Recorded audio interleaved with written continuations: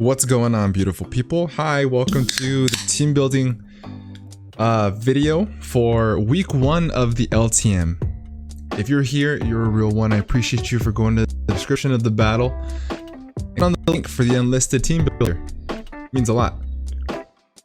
If you can leave a like on this video, this would be highly appreciated. These are for the ones who want to know what we brought and why we brought it. More of a breakdown on the EV spreads, a little bit of discussion on the matchup, etc, etc. So if you could do me that favor, I would highly appreciate it.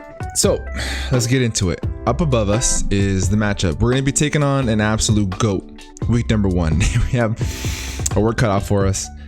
You know, sometimes like you just are like, hey, I'm super excited for the season, and then you check out the schedule week 1 and you run into a juggernaut. Today we play Aimel, coach of the Montreal Eiscues, my near dear friend, beautiful soul. Meanwhile, I have the kids in the background calling my name. 1 second, guys. Oh, really? Did you want? Oh, you want that puzzle? No, tiger. I see. Hold on 1 second, okay. Well, you messed it up. Yo, there you go. Give me a kiss. We battle our opponent, and then we battle our kids as a distraction. What's new, right? Welcome to the channel.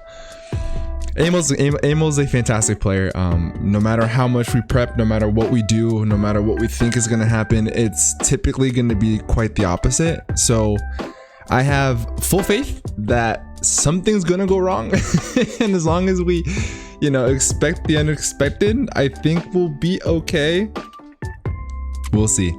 So his team, very threatening. First of all, the fact that we're playing low tier is pretty damn awesome. I'm very excited for this season. I am going to make a couple changes to the team. So for those who didn't tune into the team builder, first of all, please go watch that. I should put a link in the corner. That'd be pretty cool. But nonetheless, check out the team builder, not the team builder, the draft analysis. My full intention was rain, but all the rain pieces were fucking taken. And I committed to getting the best fairy and the best spinner available. And because I did that, I lost a lot of rain pieces. I lost Gudra, I lost Kilowattrol, I lost a lot of stuff. So everything went to shit. And ultimately I let Dietite, my friend, kind of draft the rest of the team. But in building, I'm like, I'm not very comfortable with this team. It's not me. And there's a couple tweaks, just 2 or 3 things that I'm thinking about doing, and I'll keep you guys posted for next week what I'm gonna do if I do it. I think it's depending on how we play this matchup. And so we'll talk more about that next week, but I just want to kind of put that out there for my thoughts, you know what I mean? So we went with rain, and this is kind of what came out of it. Cool team. And I think that we match up pretty well this matchup because of the fairy, right? So if you look at Aimel's team, which consists of Cleavor Superior, Bellybolt Monkey Dory, Terra, Regigigas, Incineroar, Arboliva, Golduck, which is funny because this is the rain matchup, Golurk, Lucario, and Glaceon. Now, a couple different notes, biggest highlights, he doesn't have a fairy resist. His fairy, I say that respectfully, Monkey Dory, respectfully, Monkey Dory is his fairy resist, which is not a good fairy resist. That's number 1. Number 2, he doesn't have a steel type, which a lot of teams is going to be, well, he has a steel type, but it's part fighting, which does not resist fairy. Also, he doesn't have a fairy type, which would assume that he'd be Terra Fairy Regigigas. Those are the biggest highlights of his team. The biggest threats, however, first of all, sorry, my eyeball kind of goes into the green screen because the reflection's going off my glasses. Just something I wanted to say. His biggest threat is Superior. Cleavor is going to be kind of gross. Bellybolt's static is going to be annoying, so we do have to count for that. But this is what we decided to bring for this matchup. Very first member is going to be our elected rain abuser. This matchup is going to be Floatzel. Ludicolo is going to sit on the bench this time. So Weasley the Floatzel's got Choice Band. We have enough speed to outspeed a timid, max speed to superior by 1 point. So I do have the speed advantage.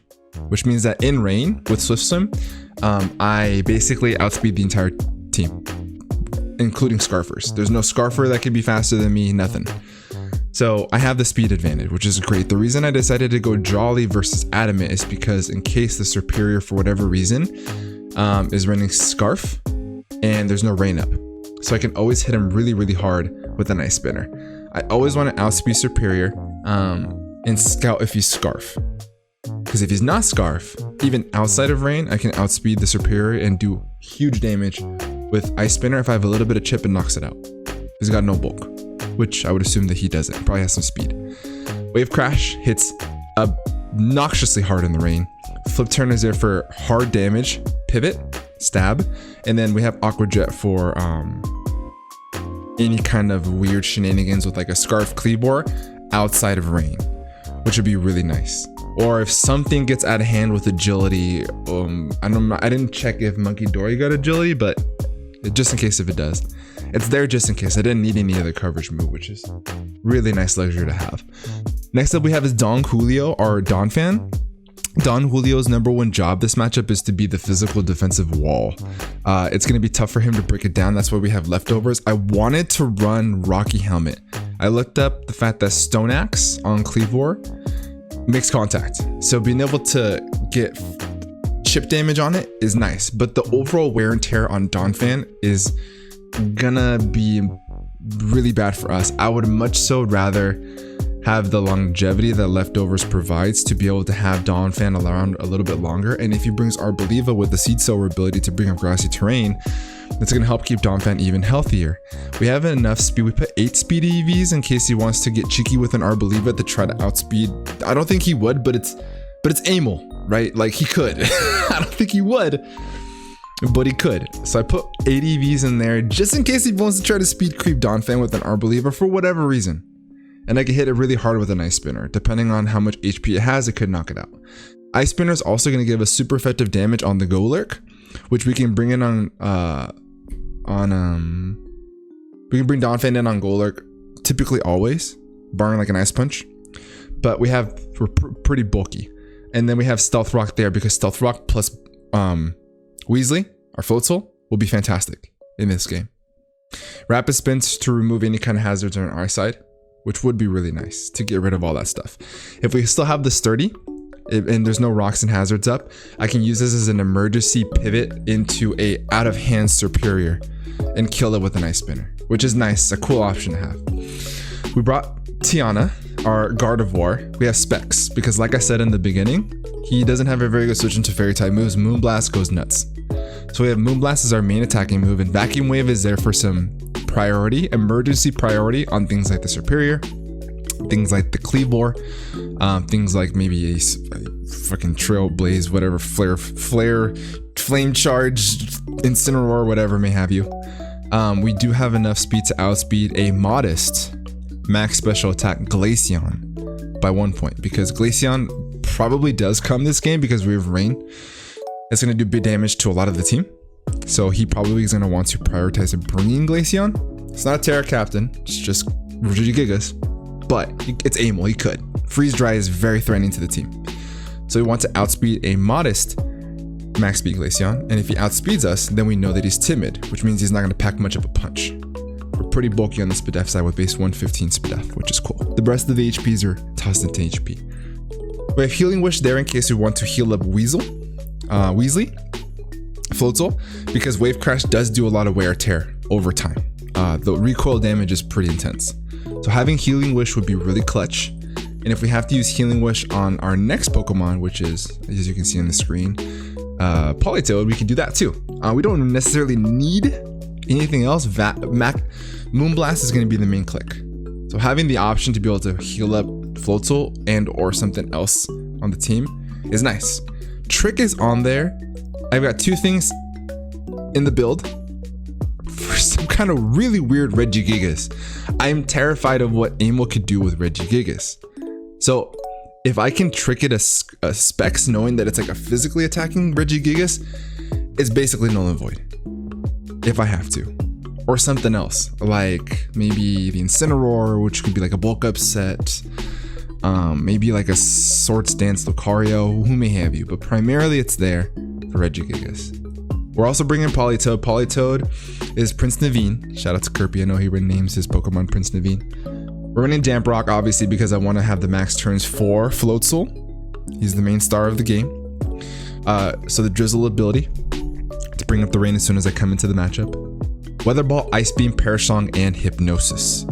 Hypnosis is honestly there because I didn't need another move. Originally it was going to be Rest, and I was like, what do I really need to rest? And if I rest, my team this week doesn't rely on rain all that much, which is really nice. So we got rid of Rest and we put on Hypnosis. Hypnosis is a really nice tech. Primarily, like 95% of the time, I'm only really clicking it on Golduck. If he doesn't bring Golduck, it's like a hybrid move, right? Golduck could come because it's Aimel, and he may want to abuse our rain with Golduck. So we can switch in Politoed to Golduck and resist his water type moves, but we can't hit Golduck back in return. So what we're playing is gonna hit Hypnosis, get it to fall asleep, and pivot into something like the Vikavolt that you see on your screen, on something like the Gardevoir to hit it really hard, or outspeed it with Floatzel, and then kill it with like a Wave Crash, because Wave Crash hits that hard. It's something nice to have in case that Golduck is there. Perish Song is our second part to our fear of Regigigas. I just have a feeling in my gut that Aimel's gonna do something to do with the Regigigas boning us. So I have Perish Song just in case. And also, if it gets to the point where we have 2 Pokemon left and he has 1, I can click Perish Song to guarantee us win the game if I can stall out the turns, right? The 3 turns that we need to win the game. So it's cool to have. And Weather Ball is a nice way to get a 100 power water type move from the rain, which is a cool little buff for Politoed. I didn't know it got Weather Ball, which is really nice. After losing Scald, I thought he still had Scald, but he does not, which is very unfortunate. Ice Beam is there for coverage on like things like the Superior, on the Arboliva. Even though we don't necessarily want to stand on those Pokemon, it's nice to have coverage, which is cool. And then the freeze mechanic is broken. Next up we have is Vikavolt. Energon, the Vikavolt. We have heavy duty boots this matchup because even though we do have Rapid Spin, I do want to prioritize bringing in Vikavolt as much as humanly possible. I could change this up, but I can't guarantee keep rocks away reliably, at least in this matchup, even though we do have Rapid Spin because of Kleavor's broken ass move Stone Axe. I think I mentioned it a little bit before, but Stone Axe essentially gives you rocks for free. It's an attacking move that's boosted by Sharpness, which is Kleavor's ability. So it's like base like 90 or some obnoxious shit. And he gets free rocks, which means that I could Rapid Spin on Don Julio, but then he could get in Kleavor later on and just simply click Stone Axe, which is going to do damage to whatever it does on the team and get up rocks again. So I can't comfortably like keep rocks away for the majority of the matchup as long as Kleavor is alive. So therefore I wanted to put heavy duty boots on Vikavolt just as a safety net, as a backbone. It was more valuable over like things like leftovers or some kind of like a magnet or something like that.